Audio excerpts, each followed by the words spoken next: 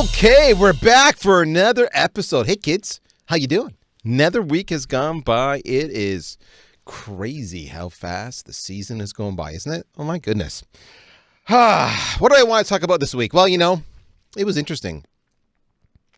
I was inspired recently, and this has been happening over the last several months, and I've even talked about it in other shows if you'd all catch me elsewhere.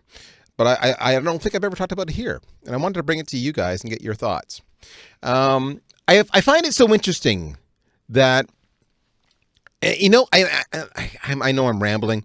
I see this most on social media, especially places like LinkedIn, other places, maybe like a Rev Genius or something. And this is what I see. I see salespeople, young salespeople, predominantly, who think they're the cat's meow. They're the ones who get it all done. They drive the revenue machine. They're the ones leading the charge. And everybody else is there to serve them. And when you call them out on that, they get defensive. They argue with you. You're wrong, which I always find even more interesting because I don't know if you've noticed, I have white hair. I've been doing this for a decade or two. And I love when someone who's like 23, 25 argues with me because I'm like, dude, self-aware. What context do you have to be arguing with me? Is it possible that you're wrong? Or maybe you should just listen to somebody who's a little more senior than you. And it doesn't have to be me. Look around you. Ask somebody who's more senior, maybe 30 or 35. And get their point of view. Don't assume you're right. If you hang out in an echo chamber of everybody's 23 or 24 or 25 years old, you're just going to hear that one point of view. So I'm rambling already. What do I mean? I mean, they think that that's it. They're the ones who drive the revenue. And without them, the company would grind to a halt. And then the worst department that feels that pain of that belief is marketing. Yeah, it's true. The sales reps look at marketing as if they don't do anything. They bring us crap leads. They're nothing. We're the ones who close it. They do trade shows, and even these days they don't do that. They do webinars. Like, okay, so what? I'm the guy who's doing it. I could do that. I do better emails than marketing does. My open rate is 87%. What's yours? Like 18? I could do your job. I don't need you. Honest to God, if you're seeing this right now and you're hearing this and you're a little uncomfortable, you're a little indignant, or you're a little like, I don't get it. I really don't get it. What? Yeah. Then you're the one I'm talking to. And if you're giggling right now because you know somebody who's this way, then you're just like me. So there's no in between. I got news for you. Marketing is not sales and sales is not marketing, but you're all one team. You're all one revenue team. And before you ever get a lead, marketing has done a boatload of magic to make that happen, from brand awareness so that when you call, they know who the hell you are, to content so you can actually work them and feed them along the way, to lead scoring and lead grading and nurturing to try to get them to a certain point. I mean, if you have a decent marketing team, and I understand that's a qualifier, you are not the only person driving revenue. And that's the biggest misunderstanding today in the sales ranks. And you know what? That misunderstanding is costing you money. So what I wanted to do today was help you better understand the marketing role and what they do. All right? So that's the first part. I want you to know that. And here's the thing, okay? Honest to goodness. We can debate at another time whether marketing's good or not, but what you need to know as a sales rep is how can you leverage all the cool crap they have? How do you work the machine? How do you, take advantage of it to achieve your revenue goals? Let's be candid here, kids. Marketing is a resource, and instead of judging it or dismissing them, you need to work them. Just like you might work your boss for a bigger pay raise or a new vacation or that new computer. You might work your spouse to get that next cool gadget you want, or you'll work at a prospect to close the deal. You need to work marketing. Be selfish. There are resources there for you. And once you do that, your life is going to get way better. And it's just that simple. So I thought to myself, who's the right cat to come in and teach sales all about marketing? Teach sales how to exploit that opportunity for their own selfish gains. And I didn't hesitate. It's Casey Cheshire. If you don't know them, Casey is the principal. He's the head honcho. He's the lead guy behind Cheshire Impact. He's the Impact Marketing Cheshire. Casey, help me out here. Come on the show, my friend. What the hell is your company? What's your company name again? Cheshire Impact? Cheshire Impact, right? That's it. Just two words, Darryl. I wanted to put marketing in there. I don't know why Cheshire Impact. Now, why is Casey the right guy? He's the right guy because, for example, he's a Pardot rock star, and he's in bed tight with the crew at Salesforce.com. So he actually lives your world. And here's the irony of the situation. As much as he's like, an expert in all things marketing, as the head honcho, the CEO, the president, the grand poobah behind Cheshire Impact, he's actually the guy who's got to drive revenue himself. So he, in some weird, twisted way, has to exploit himself to actually hit his own sales quotas. So how'd I do there?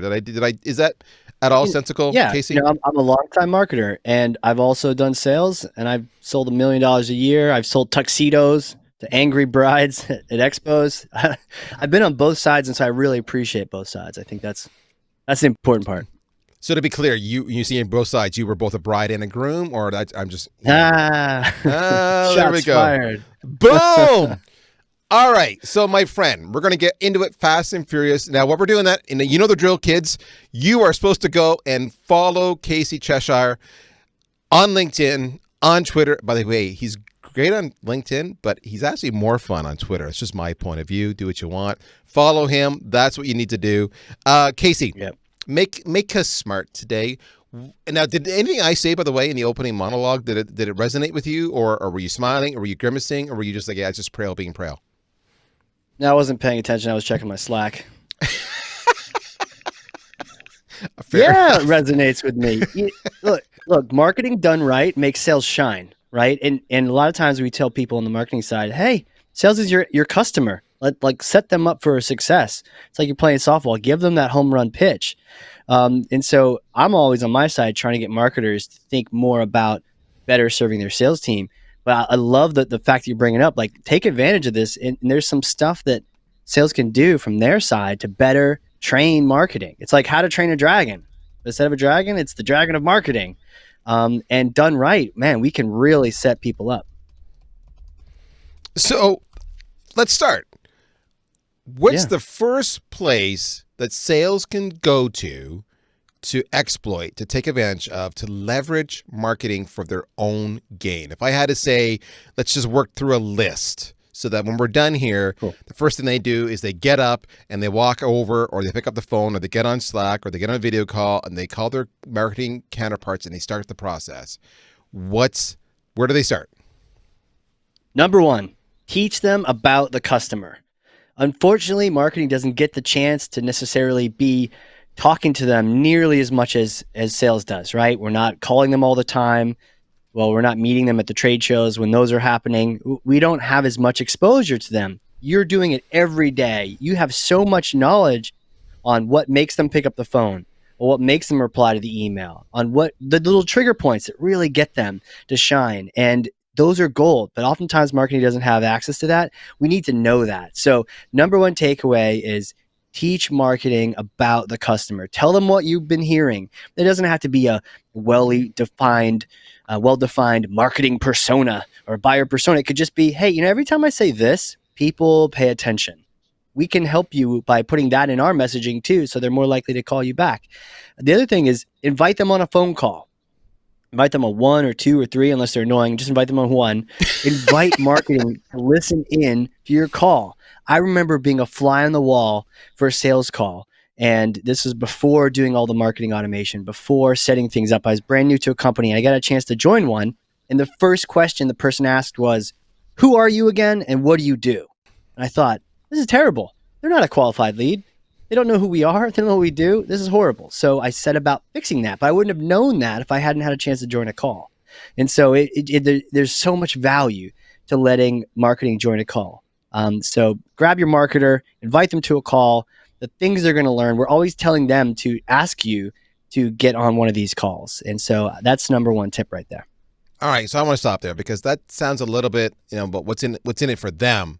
That doesn't really help me understand what's in it for me. So I understand if I, as a sales rep, go over and tell marketing who a customer is, but how does that help me? How does that help me hit revenue, hit quota? I'm not connecting the dots. Yeah, what's in it for me, right? Well, if they know more about the customer, if they know more about what gets them on the phone or what gets them to reply, they can take that knowledge. Like, for instance, one time I had a meeting where we had all these executives, marketing executives, sales executives, and I was the consultant. I was asking them, what gets people on the phone? What makes them respond to you? Because we wanted to build it into some of our nurture campaigns. We wanted to build it into some of our landing pages and marketing assets and some of the different promotions we're going to do. What makes them tick? What makes them respond? No one knew. No one had an answer except for inside sales. Someone had invited an inside sales rep who everyone just kind of knew this person was really plugged in. They invited that person to the call, to this meeting, this big boardroom meeting. Everyone else was silent. That person said, "Well, actually, if I mention 1, 2, or 3, these 3 things, and it directly relates to them, they're on me like crazy. They respond, they pick up, they this, they that." And that was a powerful knowledge that we then took and we put that in all the marketing. We put that in all the landing pages, all the promotions. And so that drives you more people that are going to respond to you. So it's almost like letting us know the best kind of things you want to receive, and then we send more of them. And that actually kind of ties in with number 2, which is tell marketing what a qualified lead looks like to you. So inviting them on a call and then also giving them feedback of when you actually have a great conversation with someone who you love talking with. You're like, they are so going to convert. You need to let people know about that. Let your marketer know, by the way, this person was awesome, right? Because that kind of feedback then goes, oh, cool, that was really nice. I get a compliment from sales. This is really exciting. And then what are they going to do? They're going to go out of their way to try to get you more people like that. So that feedback loop is critical to give you more of those softball pitches, right? If you stop wanting to get walks all the time with all these weird leads, low quality, they're having you call webinar attendees, things like that. No. Tell them specifically which ones are amazing, what qualities made them amazing. Even, okay, this person was amazing, and the fact that they were the VP, that really helped me. The fact that they were shopping for this, that really helped me. Give them examples of why that person's helpful, and they'll continue to send you more and more of those. So like a self-fulfilling prophecy. Like a self-fulfilling prophecy. So what we're really asking you to do here, sales, is we're asking you, and I'm saying this with love and respect. We're asking you to play the long game. Now, the long game is something that's not as familiar to sales. And this is actually a good thing to learn about, okay? Sales thinks in terms of, week, month, quarter. That's typically how how many sales did you do this week? Because you have your one-on-one with your manager every single week. So what did you do, right? You think a month. Did we hit our number this month? And then you think a quarter. Did we hit our number this quarter? And then you go further. You think if I hit my number, then I can maybe get into accelerators or what have you. And that's all good because I'm looking at how do I maximize my revenue? So that's what you want. You're really thinking short term. But what Casey's saying is if you continually give that feedback loop to marketing on what the customer's saying, because remember this is really important. What you tell marketing today could be about the customer, what you're learning, feedback you're picking up on, because we're always learning something new, could differ, could vary, could change in 6 months from now. And because of, a global pandemic happens and all of a sudden that changes what your prospects prioritize. So, life happens.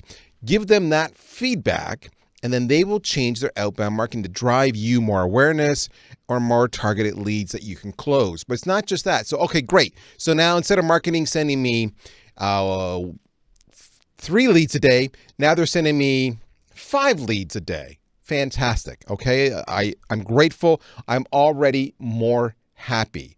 But to the second point, if you show them what a qualified lead looks like, so there's a big difference. It's a subtle. This is who I want to sell into. I want to sell into, this title, this size company, this industry, they have these firmographics, these technographics, etc. Okay, great. That's teaching them about the customer. But then if you say, but if they have these specific pain points, or they have these specific technologies, or they have these specific regulatory requirements they need to hit, the list goes on, then that makes them 5 times, 10 times, 50 times, 100 times more qualified, because their pain is through the roof relative to the baseline. I want those leads more than I want just the right lead. I want those leads. And I'm going to call them first. So now instead of getting 5 leads, maybe you're back down to 4 instead of 5, but they're hyper-focused on just those leads, all right? So now the marketing can have a bigger impact and reach your target audience. Your brand is everywhere. So when you reach out to them on the phone or on email or on social or on SMS, they go, oh, I've heard of you. Or you guys are kind of in this space that I'm in, aren't you? And therefore, it's not a cold call, it's a warm call, and they're receptive. But telling them the specific pain points is going to drive. Now, here's the second thing. Telling them the specific pain points isn't just about them driving leads to you. It's also about the kind of content and equipping they give you to engage or progress the lead. Is that not a fair point, Casey? That's a super fair point. And just right before we get to that, one of the things is there's a common complaint, right? These leads suck. Well, in terms of feedback, these leads suck versus these leads are great. The one that marketing can take more action on is even this lead is great. Okay, cool. Let me go find you more of that. These leads suck. That doesn't help, right? Maybe it helps momentarily. Like, okay, maybe these leads it makes you feel better. You're able to bitch and moan. It makes you feel better. But you're going to be bitching and moaning tomorrow too. Yeah, I don't know where to get the right leads from that. So I need both. So try to balance out that these leads suck with an equal number of these leads are awesome. And hopefully you have at least a 50-50 of that. Otherwise, call me. I love it. Okay, so we're going to go take a quick commercial break. Got to pay the bills, and we'll be right back.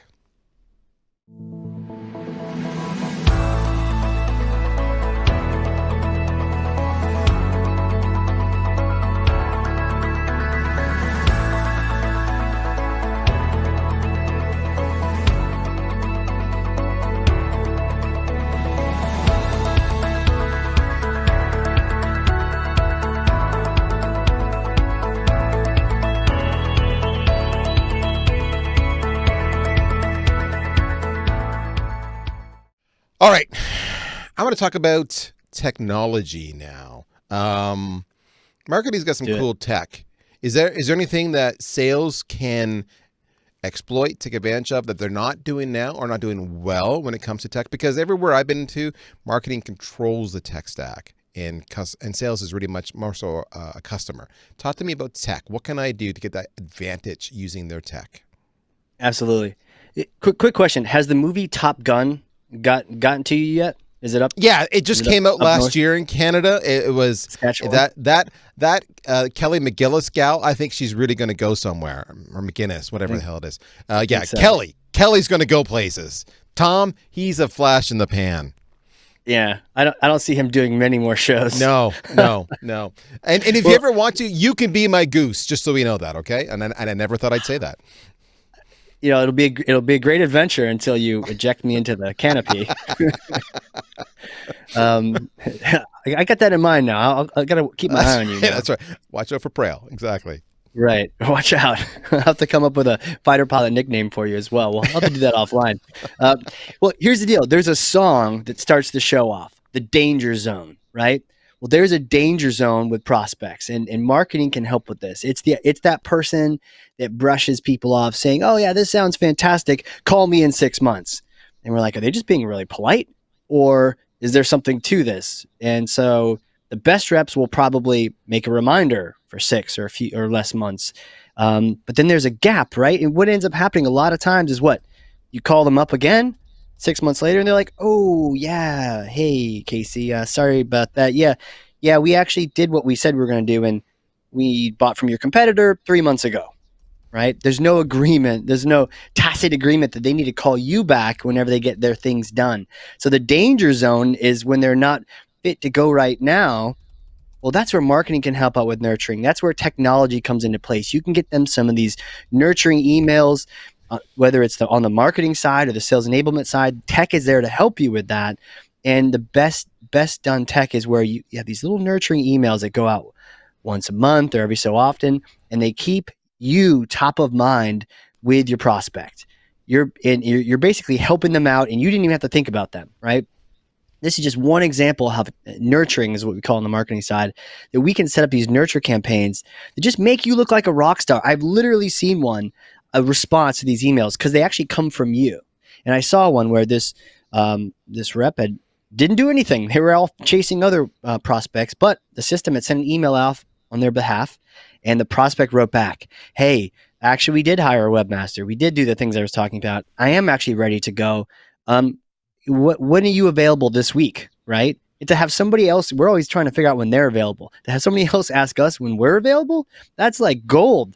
So this happens as just a response to these emails. Imagine going to work and you open up your inbox and you have these emails saying, "When are you available? When are you available?" It's like, yeah, sign me up. This is great. These are the kind of things marketing can do if you leverage that technology. And one of the things you need to happen is somebody brushes you off, you not only make a reminder for yourself to call, but you drop them in a nurture campaign. And marketing needs to make sure you have access to that in your CRM or your sales enablement tool. But that's one of the things that they can do. There's also all this information that can be captured from these marketing tools. In things like, did they click on this? Did they open that? What kind of marketing events have they taken advantage of? They registered for that webinar. They didn't join it. That's great reason to reach out. Hey, I saw that you were interested in that webinar, but didn't have a chance to make it. Can I send you some? I made it. Can I send you some notes on that? Can I give you some more information? There's a recording we did. Would you like to get a link to that? Right? There's so many different ways you can leverage all that activity that the prospects are taking that maybe the marketing software is tracking. They should be able to get that information to you in the CRM. My advice for you folks in sales is to explicitly go to your marketing colleagues and ask real politely, but affirmatively, and say, "This is what I need from you." All right. So everything that Casey just talked about, they can do if they have any, high-end, decent, marketing automation platform. But there's some other things you can do, right? You can say, "I need to know when my key accounts, my named accounts are on the website." And if you don't have that today, I need you to set that up. I need to be pinged in real time. I need to know when an email is shared that I send so I understand who else is in the process. I need to know when they've played a video that I recorded. I need to know engagement levels. So which people in my target industry, which accounts are more engaged. I need to know when maybe they've gone to a review site and are checking out me or my competition. Now, they may not have all these components today, but they can get them. And there are affordable solutions to do a lot of these things.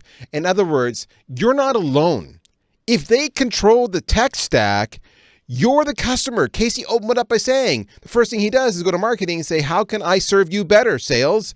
So be that demanding but polite customer and go say, "This is what I need." Because there's a really good chance marketing, because they've never done sales, is going to go, "Really? You want that? Yeah, we can do that. Okay, just leave it with me." Because they actually are excited to serve you. So that's the big thing with tech. Go and ask. Don't just accept what you're getting as status quo. Casey, Darryl, how do we keep... email? Yeah, there's an email that marketing can turn on literally with a click that shows you all those things you just asked for. Show me all my top prospects, my key accounts, my ABM accounts. Show me all these accounts that within the last 24 hours did anything. They breathed. They watched videos. They interacted with the things I sent them. All these different things, right? I can get an email. It's one of the most popular emails that we often set up for people. And it can be done in a click. And it comes to your inbox every morning. And you can open up like the morning newspaper. Who should I call today? Who should I prioritize today? Is these people. And we could set that up on the marketing side, easy peasy. And if you don't have it, like you said, just ask. Now, you understand, guys, if you disparage marketing, when you go and ask them for this, they're going to make you last on their list, all right? So don't start the process by disparaging marketing. They're your partner in crime. They're not the enemy of what you're trying to do. Okay, we're getting tight in time here, so let's go into triple time speed. You had mentioned about the importance of an SLA, which is a service level agreement. Talk to me about what that means to a sales rep and what the SLA can mean for them to be more successful. Well, you've taught me more about SLAs than I could ever say here on a conversation. But what I wanted to bring up the point to sales here in this conversation is just strike a deal with them, right? You had mentioned the sort of the tit for tat. If you run around saying marketing sucks, the leads suck, well, when you want something, that may be harder to get, right? On the flip side, there's a couple things that marketing is dying for you to do. And I want you to know the big thing that marketing freaks out about is when you call the lead. Whether it's good or bad, the fact that you called them or took action on them or followed up on them, marketing really wants to know that that happened. Knowing that, what could you barter? Okay, tell you what, marketing, I will call your leads lickety quick, right? I will call them. In exchange, could you do X, Y, and Z for me? It just start a little negotiation, start a little peace treaty. And what are those things that you would like to have? Maybe it's some fresh content or it's a new topic for a webinar, whatever you'd like. Or maybe just more leads like this. Tell you what, you send me more leads like I wanted, like we mentioned earlier, and I will call them right away. So consider that you can strike a deal with them, do a little negotiation, and even just let them know that when leads come that look like this, you will call them right away all the time. All right. We are tight. So do you have any final advice for my tribe? Final advice. Bring the gong over to marketing. Marketing is often in this constant optimization cycle. They don't get the big hurrah of the gong being hit, of a deal being closed. They often see like this campaign had 30 deals and this much success rate, right? And they don't have the excitement as often, if ever, of this big deal closed. So if one closes, bring that gong over to marketing and celebrate. It ties back to the whole positive feedback. Hey, this deal was awesome and it's thanks to you. Send me more of them. So let me really make that really clear what Casey's saying, because it's such an understated and often ignored aspect. If you include marketing in the celebration and you say, I couldn't have done this without you. You started it. You qualified it. You gave me the right lead. You gave me the right content. I was able to close it. So top of funnel, first half of that funnel was all you. It doesn't matter how good I am. If you didn't do you, I wouldn't be here today. We did this together. Include them. What's going to happen? I'll give you a hint. It's like a pet. It's like a kid. When you do positive reinforcement, they do more of that behavior. Folks, do positive reinforcement with your marketing team, and they will strive to give you more of that because they want more. They want more gong. That's what they want.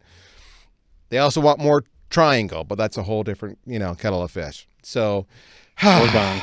More gong. There you have it. Casey, best place to meet you and find you and follow you and learn from you and basically annoy you. Where would that be for our friends?